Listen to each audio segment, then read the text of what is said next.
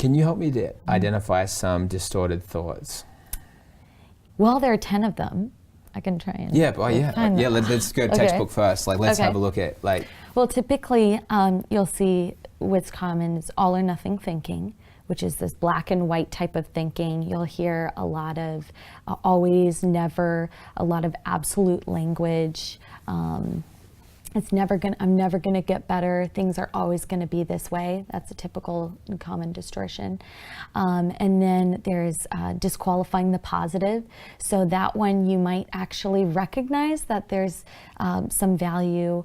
For example, somebody might compliment you and say, oh, I thought, are you looking so nice today?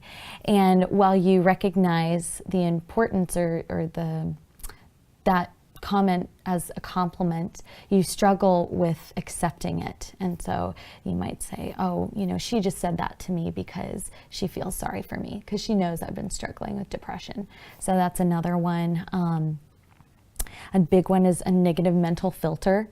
And people kind of describe this one as if you're wearing some glasses or something and you can't see the positive. All you can see is the negative around you. There's actually a great children's book that I use for that one called Alexander and the Very Horrible, Terrible, Not So Very Good Day or something. I can't quote that name for sure, but... Yeah, and the child in that book, he's like dramatizing everything that's happening to him. Right, catastrophizing everything that's happening to him. And even fantasizing, well, maybe this wouldn't happen in Australia, actually, in the book. But he's so focused about all the things that are happening to him throughout his day that are not going right.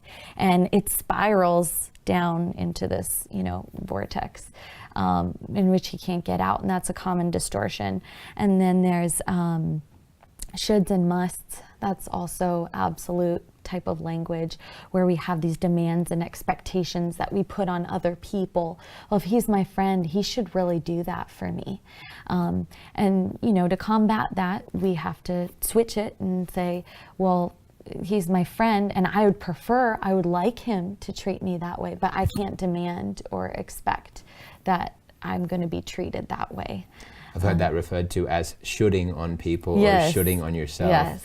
Which is a kind of colloquial, crass kind of way to, but it's a good way to remember it. Mm-hmm, mm-hmm. Yeah, and so, but yeah, continue. That's really interesting because I think that you're getting into the fact that we're happiest when we're not trying to control ourselves, we'll control others and their reactions. Right. And a lot of the things that we're hoping for are manifestations of love and they can't be commanded. Right, right. And so this helps open that up. And so then when we see somebody do something nice for us, we're not feeling like entitled to that action. Right.